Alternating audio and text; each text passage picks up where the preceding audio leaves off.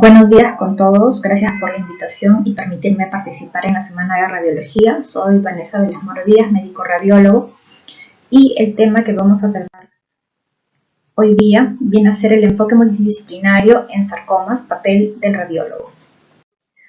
Vamos a tratar los siguientes tópicos: generalidades acerca de sarcomas, conocer las modalidades de imágenes en sarcomas. Durante el diagnóstico, planeamiento y seguimiento de los mismos, tenemos también que vamos a revisar la importancia de los exámenes radiológicos en el seguimiento de neoadyuvancia.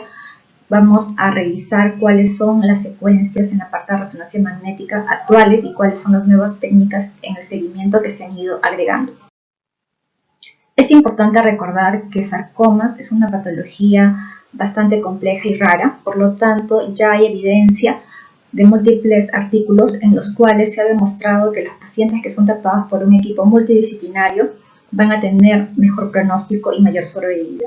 Como vemos, es importante la comunicación con las diferentes áreas. Lo que se recomienda en las guías, tanto europeas como americanas, es la comunicación y el manejo multidisciplinario para que esos pacientes puedan tener un mejor tratamiento. Y este manejo debe realizarse en centros de referencia. También es importante entender de que el manejo del paciente en la evaluación de imágenes, vamos a tener en cuenta el beneficio que van a recibir estos pacientes. Hay que valorar también los costos y los riesgos de radiación, especialmente en los pacientes más pequeños, pediátricos. En el campo de la radiología ha ido evolucionando. Actualmente tenemos el campo clínico, también el de intervencionismo, tenemos el campo de investigación clínica y tenemos la parte de innovación biotecnológica. Entonces, todos estos conocimientos actualmente nos han permitido mejorar la parte del enfoque de ayuda al diagnóstico y también al tratamiento de estos pacientes. Aquí tenemos dos casos interesantes. El primero es un paciente varón de 21 años que fue operado en otra institución por un tumor testicular en el lado izquierdo. Cuando es referido a nosotros, llega con distrés respiratorio, se le hace un estudio de extensión y se observa metástasis pulmonar bilateral con derrame pleural. Este paciente lastimosamente falleció. Su diagnóstico fue rhabdomyosarcoma fosocelular. El segundo caso es un paciente varón de 3 años que también fue sometido a un RTU en otra institución. Cuando ingresa, nosotros le hacemos un estudio de extensión y vemos de que no hay compromiso pulmonar ni ganglionar, pero se observa el engrosamiento tanto en la parte del piso como en la pared posterior, tanto en la tomografía como en la resonancia magnética. Por la edad se decide darle quimioterapia y darle chance de RTU. Lastimosamente, este paciente a los 4 años hace recurrencia, se le hace una neovejiga y posteriormente este paciente ha continuado en controles, pero el pronóstico fue malo y falleció. Entonces, como hemos podido ver, si es que el paciente, el tratamiento que recibe no es por un grupo multidisciplinario con experiencia en tratar estas patologías tan raras que representan el 1 al 2% de tumores en adultos, el pronóstico va a ser fatal.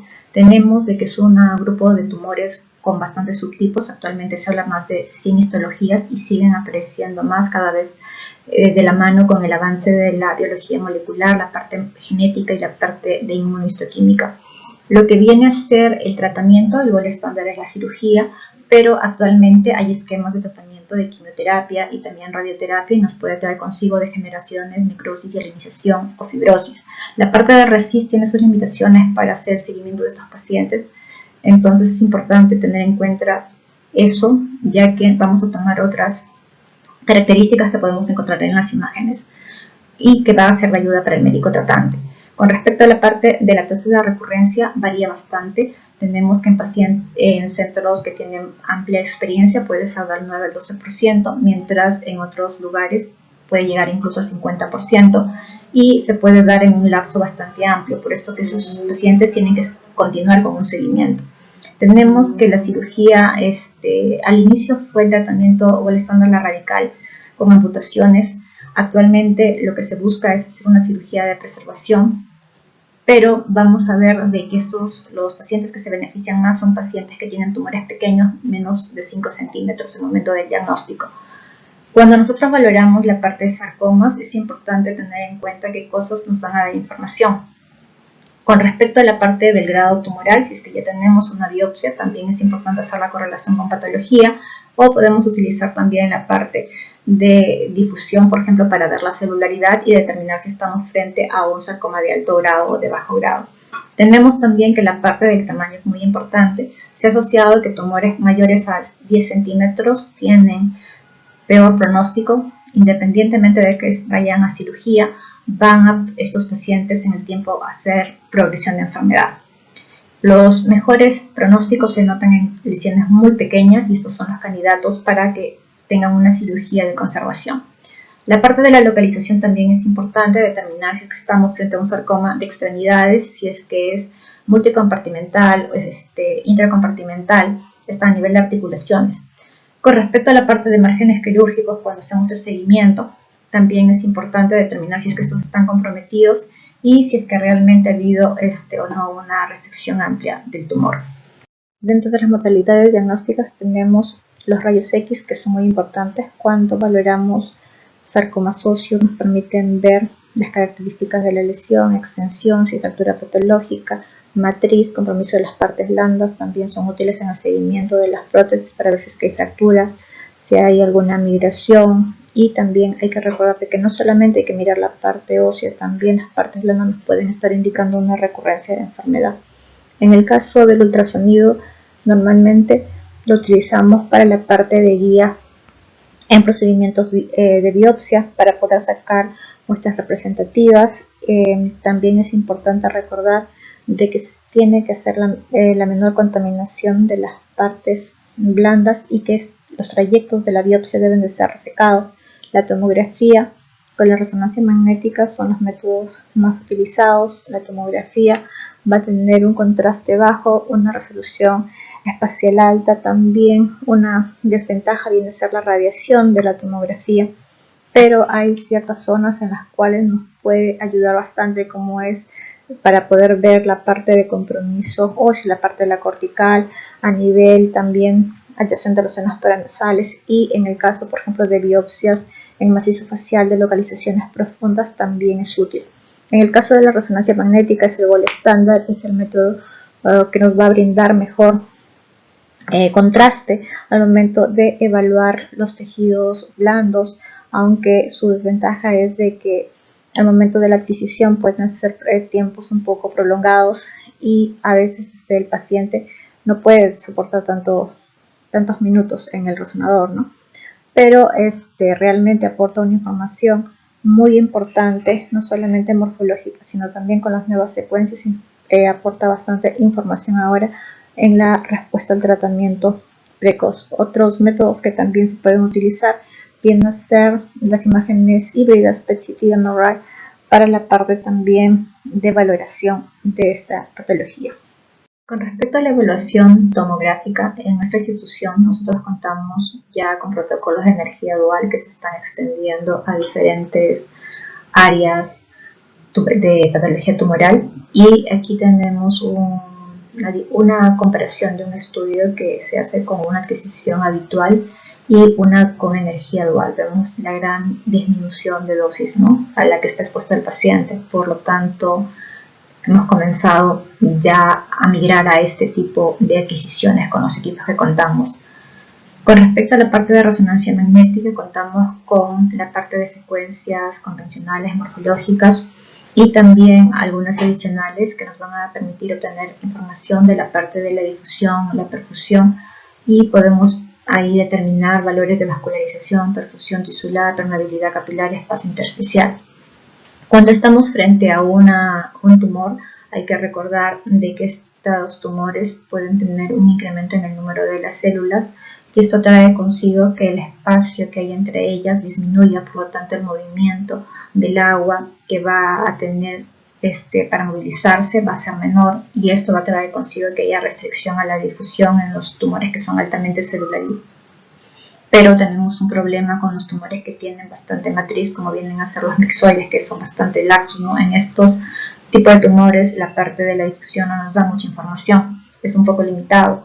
Ahora también hay artículos en los cuales se ve el comportamiento de lo que viene a ser la difusión, la valoración cuantitativa del mapa DC cuando el paciente ha sido sometido a la parte de tratamiento. Vamos a ver de que puede haber una respuesta a nivel microscópica puede haber necrosis celular, entonces va a haber un desplazamiento de lo que vienen a ser los valores del ADC hacia la parte de la izquierda, ¿no? Normalmente se están tomando como puntos de corte 1.1, 1.2 en las instituciones.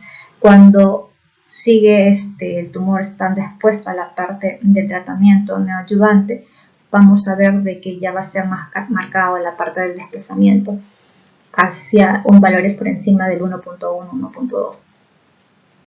En el siguiente caso tenemos una lesión lítica de bordes parcialmente definidos y una zona de transición amplia en la región distal de la tibia. Tenemos que comprometer la región epífiso diafisaria proximal. No se observa un compromiso de las partes blandas ni ruptura de la cortical.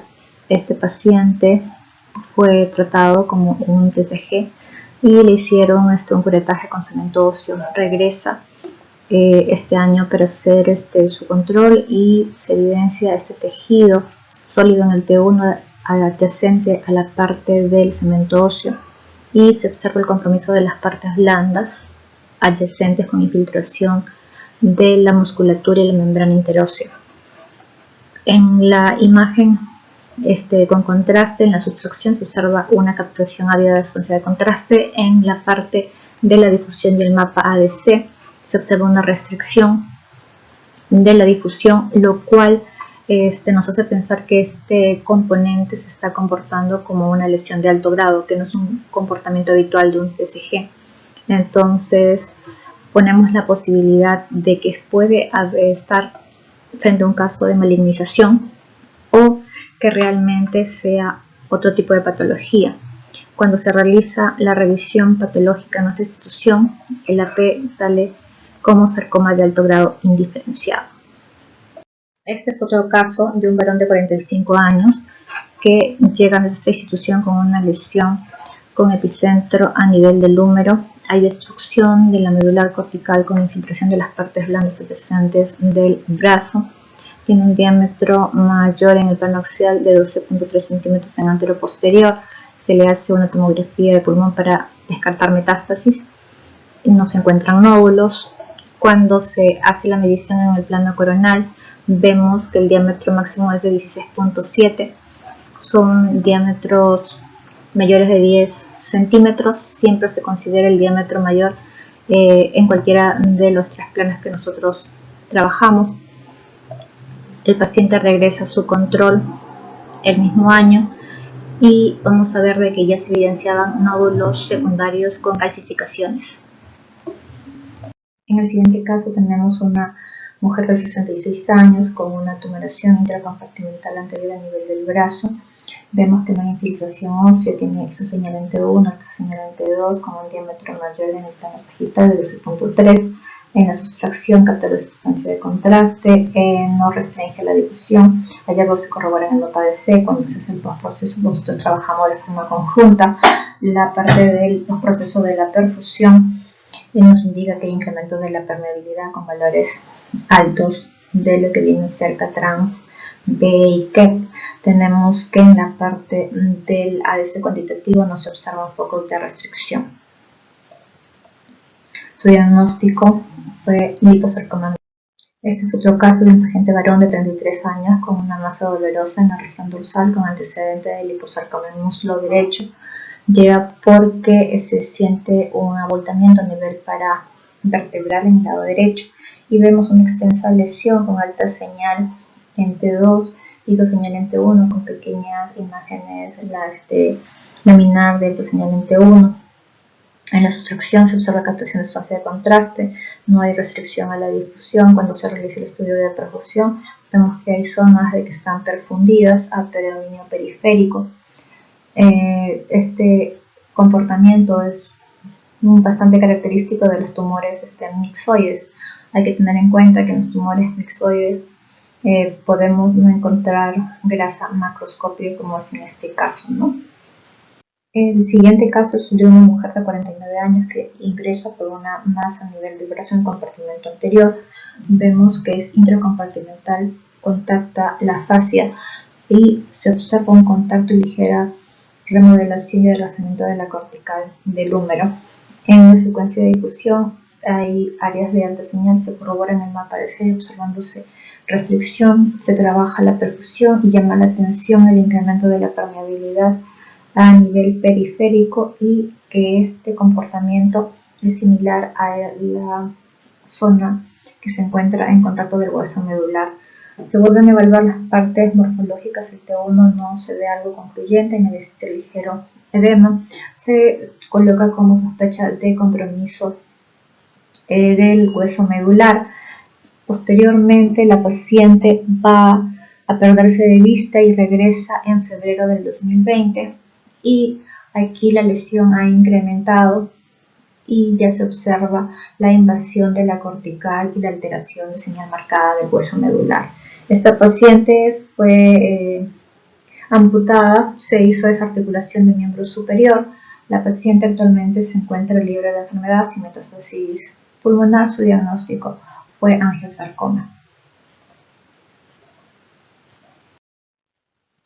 Paciente varón de 40 años que llega por una lesión superficial bien delimitada con un diámetro mayor de 2.19. Tenemos que presenta una señal alta en las diferentes secuencias T1 y T2 en el STIR y vemos que en la perfusión tiene incremento con alta permeabilidad, no restringe el mapa, en el mapa de C.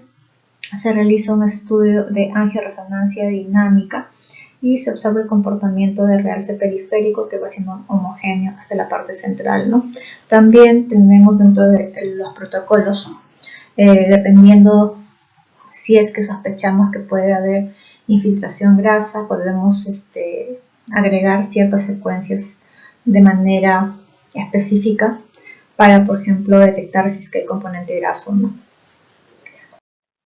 Aquí vemos de que el mismo hallazgo que se ha visto en la parte de la angioresonancia también lo podemos obtener en la secuencia disco, que es con la que trabajamos la parte de la perfusión en nuestro equipo, y de manera conjunta trabajamos la parte de cuantificación del ADC y vemos que los valores son por encima de 1.2 y nos indica una lesión benigna. El siguiente paciente es una mujer de 30 años de edad con una masa dolorosa.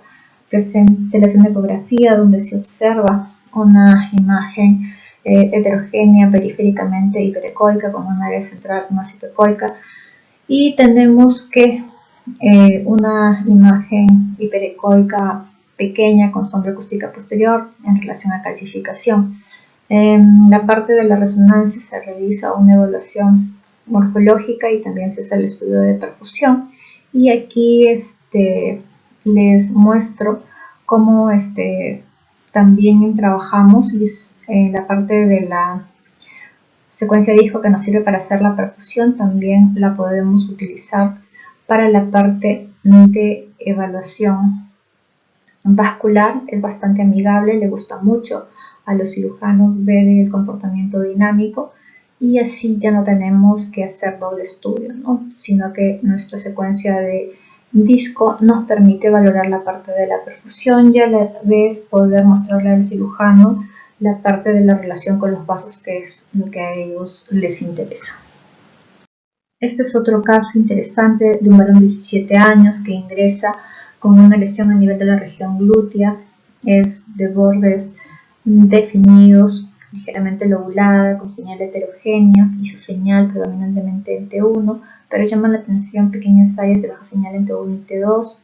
Normalmente esto nos está indicando un componente fibroso. En la parte de la sustracción vemos que hay captación de la sustancia de contraste, hay una relación con la banda iliotibial. En la parte de la difusión y el ADC no se observan focos de restricción, entonces esto nos hace pensar en un tumor con componente benigno o de bajo grado y que hay un componente fibroso, ¿no? Se le realiza una biopsia del componente tanto de alta señal, el captante, y la parte de baja señal para poder enviárseles al patólogo y sale compatible con fibromatosis. Hay que recordar que la parte que se ve con alta señal en el T2 y capta normalmente está en la fase proliferativa. y eso también nos va a servir para más o menos valorar cómo va a evolucionar el paciente. Si bien es una lesión que es benigna, es agresiva. Entonces, hay casos en los cuales se han reportado regresiones de estos tumores y también hay algunos tratamientos que valoran los receptores hormonales, ¿no? Entonces, esa información es importante para el comité para que tome una decisión si el paciente va a ir a algún tratamiento específico, va a ser expectante o ya es momento de hacerle una cirugía, ¿no? En este caso, el paciente evolucionó, creció la lesión y fue ingresado a sala de operaciones para una resección. El siguiente caso es un adolescente de 12 años, mujer. Tenemos que hay una lesión a nivel de la escápula que se extiende a las partes blandas con infiltración del infraespinoso. Se revisa el estudio de resonancia magnética, se observa la intensa captación de la sustancia de contraste, hay restricción a la difusión, se corroboran con el mapa ADC. Tenemos que como posibilidad diagnóstica se le coloca un sarcoma de alto grado agresivo. Por la edad nos inclinamos más hacia un sarcoma de Ewell.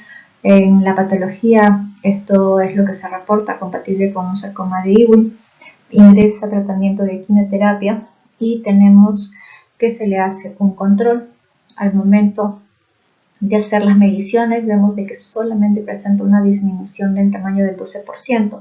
Entonces, también si solamente valoráramos la parte del RECIST como tal, no tendríamos respuesta parcial, estaría en un caso de respuesta estacionaria. Entonces, realmente en estos pacientes nos ayudamos de otra información, como viene a ser la parte de la difusión y el mapa ADC. Vemos que los focos de restricción han disminuido y la parte de la perfusión también con respecto a la inicial, y todavía se observan focos perfundidos periféricamente. El paciente con estos hallazgos continúa en quimioterapia y actualmente ha tenido un control y vemos una marcada disminución del componente de partes blandas con un tejido con isoseñal en T1 en pequeñas áreas focales de baja señal, y esto es compatible con tejido fibroso. También vamos a ver de que hay una captación de sustancia de contraste a este nivel en la sustracción, pero tenemos que determinar si es que hay enfermedad, cómo se está comportando. Entonces, se hace la evaluación por perfusión y vemos que la parte del componente de partes blandas ya no perfunde, solamente escasamente se observa un incremento de la permeabilidad a nivel óseo, y esta zona es la que se corrobora con la parte de la difusión, y esto nos indica que todavía hay enfermedad a nivel óseo. Se le coloca el ROI, tenemos el 2 a nivel del componente de baja señal y vemos una captación pero que va creciendo de forma lenta, normalmente compatible con un comportamiento de tejido fibroso. Y el siguiente ROI, el 3, vemos que da una curva tipo meseta. Entonces esto no es bastante compatible con persistencia de enfermedad. En este caso es importante esta información que brindamos, ya que se ha encontrado bibliografía en los cuales cuando hay una perfusión disminuida del tejido, el tratamiento de quimioterapia pierde efecto, así como el de la radioterapia. Y en este caso ya es momento de que el paciente sea operado. Ya no va a haber una respuesta buena con estos tratamientos de quimioterapia ni radioterapia. Por lo tanto, si es que el paciente no se opera en este momento, de aquí puede volver a recurrir la enfermedad de una forma incluso más agresiva, siendo resistente al tratamiento. Aquí les muestro cómo se comporta en la perfusión al inicio y cómo ahora después del tratamiento. Vemos que la parte perfundida es la parte roja anaranjada.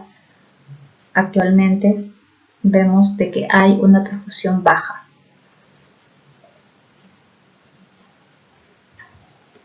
En el seguimiento de post-tratamiento quirúrgico, como ya les he mencionado, el caso anterior es bastante didáctico. Entonces vemos de que dentro del protocolo de seguimiento hay que hacer un seguimiento de las metástasis pulmonares, que son un sitio frecuente de metástasis. Para eso nosotros utilizamos la tomografía de tórax porque es más sensible. La resonancia magnética es el método de elección que utilizamos, ya sea para tumores de partes blandas u óseas. En el caso de tumores óseos nos sirve para ver también la extensión a las partes blandas, y también es una buena forma para detectar metástasis en el caso de los osteosarcomas. Tenemos algunos métodos adicionales, como son el rayos X para los tumores óseos, la parte de la tomografía abdominopélvica en ciertas patologías específicas. Nuestros protocolos están diseñados tanto de forma oncológicos, que tienen un tiempo de realización un poco más amplio, que está normalmente entre 40 minutos, porque necesitamos, aparte de que nos dé la información y tener una sospecha clínica, también tenemos que dar información de la zona específica que ayude a la parte del planeamiento. Tenemos también protocolos de cuerpo entero y de plexo. Nuestro siguiente grupo de protocolos son traumatológicos y están también establecidos de acuerdo a una zona específica. Estos son de menor tiempo, pueden ir entre un lapso de 20 minutos a menos, normalmente son menores a 30 minutos. Con respecto a la parte del control, nos basamos en un consenso después de un análisis de las guías europeas y americanas de acuerdo al tipo de sarcoma. Si es de bajo grado, es más espaciado. Vemos que antes de los 3 años, nosotros lo realizábamos cada 6 meses. Cuando ya llega de 3 a 5 años, anualmente, hasta indeterminado. En el caso de los sarcomas de intermedio alto grado, cuando es menos de 3 años, lo hacemos cada 4 meses. Cuando es de 3 a 5 años, se hace un control semestral. Y por último, después de los 6 años, pasa también a anual. En el caso de las metástasis óseas en nuestros pacientes paliativos, se recomienda tomar imágenes cuando hay clínica, cuando hay síntomas.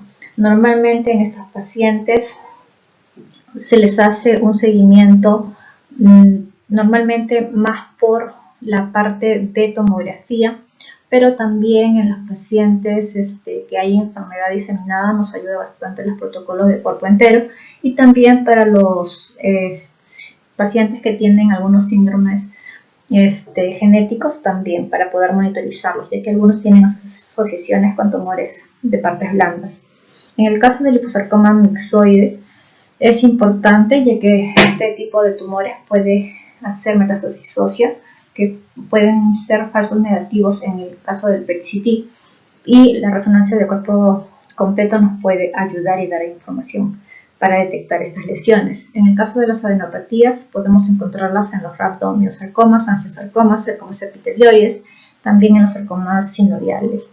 En el caso de los mixofibrosarcomas, es importante valorar la extensión aparte de la región pulmonar, también la región abdominopélvica, porque pueden haber implantes a nivel de las glándulas suprarrenales, retroperitoneal. El siguiente caso es una paciente mujer de 20 años de edad operada en otra institución en el 2016, referida con diagnóstico de liposarcoma. Cuando llega a nosotros le realizamos un protocolo de resonancia magnética para valorar la parte del lecho quirúrgico. Vemos que hay un tejido de alta señal en STIR, baja señal en T2, no restringe la difusión, el hallazgo se corrobora con el mapa de C, es catalogada como cambios postquirúrgicos sin evidencia de enfermedad macroscópica. El paciente se pierde de vista cuando regresa en el 2020. Vamos a ver que tiene una extensa lesión en el lecho quirúrgico. Aquí estamos viendo la imagen del ADC exponencial, el cual nos tiene una ventaja, nos elimina el efecto T2, y las zonas que restringen son las zonas rojas, ¿no? La escala es inversa al ADC habitual, entonces también en algunos casos te puede ser más rápido, porque te sirve para identificar más rápido las zonas de restricción. En la parte de este cuadro, la paciente fue intervenida, actualmente ha venido por su control y está con cambios postquirúrgicos, con atrofia a nivel de los músculos del manguito rotador y a nivel del pectoral, con alteración de la señal a nivel del húmero, pero asintomática y sin metástasis pulmonar. Entonces, su diagnóstico fue sarcoma pleomórfico de alto grado. Entonces, la pregunta es cuándo hacer el examen postoperatorio, ¿no? Es importante realizarlo entre los 2 o 4 meses, ya que este examen en realidad va a depender mucho de dónde ha sido el paciente. Si es que han hecho una resección completa, probablemente no encontremos lesión macroscópica, ¿no? Entonces esto nos va a servir más como un examen de referencia, pero en realidad lo que manda es la clínica, ¿no? Si un paciente es posoperado y utilizan alguna prótesis y hay signos de sospecha de alguna hematoma, alguna colección, fiebre, entonces la clínica es lo que manda. El siguiente caso es una mujer operada en otra institución de 18 años que es referida al instituto. Vemos que hay una pequeña colección a nivel del lecho. El paciente se pierde de vista y regresa después de 3 meses palpándose una imagen nodular en el lecho quirúrgico. Se le realiza un estudio de extensión y encontramos esta imagen nodular a nivel del mediastino para esofágico. Tenemos que al momento de realizarle las imágenes de abdomen encontramos una imagen nodular de similar característica en el tejido celular subcutáneo en la región posterior. Entonces, aquí la pregunta es, ¿esto es extensión de enfermedad, es metástasis? ¿Cuál es realmente el estado de esta paciente, ¿no? Se va a junta médica, decidimos complementarla con estudio de resonancia magnética. Vemos que para cuando la paciente llega con nosotros a hacerse el estudio de resonancia magnética, la lesión había crecido y tenía focos de restricción en el ADC y también incremento de la permeabilidad. Entonces, estábamos frente a un tumor maligno. Cuando se realiza la reevaluación de la patología, sale como un tumor maligno de la vaina del nervio periférico. Entonces, el detalle era determinar qué tan avanzada estaba la enfermedad en esta paciente. Se lleva a junta, se le hace una evaluación multidisciplinaria y en la parte de la evaluación genética se obtiene la información que la paciente tenía un cuadro de neurofibromatosis. Dentro de las conclusiones, por lo tanto, podemos decir que el manejo de sarcomas debe ser multidisciplinario. La resonancia magnética es el gol estándar en sarcomas de partes blandas. La evaluación de rayos X es importante en los sarcomas óseos. La evaluación en imágenes en el contexto de sarcomas es complejo, debe ser organizado y también racional. Tenemos que hacer una correlación con datos clínicos del paciente, los datos del reporte quirúrgico. La imagen prequirúrgica es muy importante. La finalidad es llegar a un diagnóstico correcto, apoyar la parte de patología. En realidad hay una correlación radiológica patológica y viceversa. Planeamiento también de una biopsia que sea con la menor contaminación, tratando de no cambiar el estadiaje del tumor y que la zona por donde sea biopsiada tiene que ser resecada al momento quirúrgico. También el planeamiento quirúrgico para poder evitar contratiempos y tener la logística necesaria para hacer una buena cirugía. Asimismo, el radiólogo también interviene en una parte fundamental, que es el seguimiento. Como ya hemos visto, la recurrencia de esta enfermedad se da en lapsos muy largos también, así como en los casos de tumores altamente agresivos, muy rápidamente también se hace presente la recurrencia de enfermedad o la persistencia cuando estos pacientes son tratados de forma inadecuada. Entonces, nosotros debemos de estar preparados para poder detectar y diferenciar recurrencia temprana de cambios post-tratamiento. La finalidad es tener datos reales de alta calidad, como son nuestras imágenes, el desarrollo de técnicas generalizables y también precisas, ¿no?, para el diagnóstico. No olvidemos que la parte morfológica es muy importante, pero también es importante determinar qué nuevas técnicas están apareciendo y nos pueden brindar información que sea de beneficio para el paciente y nuestros colegas, ¿no?, para el manejo de estos pacientes tan complejos y así lograr una integración en el flujo de trabajo. Por último, quería compartir con ustedes la parte de el presente y el futuro de la inteligencia artificial en la medicina. En realidad ya no es tanto futuro, se viene utilizando en diferentes áreas. Lo que se busca es tener datos interdisciplinarios para que podamos realizar una predicción de resultados individuales y la toma de decisiones clínicas, logrando así llegar a una medicina personalizada donde pueda tenerse en cuenta los genes, el entorno y los factores de estilo de vida para impactar en la parte de la prevención, el tratamiento y el pronóstico de la enfermedad. Radiomics es un término bastante actualmente estudiado en el cual se utiliza un proceso para extraer gran información de características cuantitativas de las imágenes radiológicas. Hay que recordar que una imagen, como se muestra en la parte superior, nosotros la parte de radiología normalmente sacamos información de tipo visual, mientras que en la parte de los algoritmos de inteligencia artificial, esta imagen va a ser analizada desde el punto de vista matemático. Cada imagen está compuesto por píxeles, y estos a su vez conforman voxeles. Entonces, cuando esta información es analizada por estos algoritmos, pueden sacar información que muchas veces no es perceptible a la visión humana. Acá tenemos un ejemplo de un trabajo realizado por Zhang y colaboradores, donde él estudia características de tumores de carcinoma nasofaríngeo avanzado para determinar si es que va a haber un fracaso al tratamiento local. Toma en cuenta la parte de la señal del tumor, la parte de lo que vienen a ser los bordes, la textura.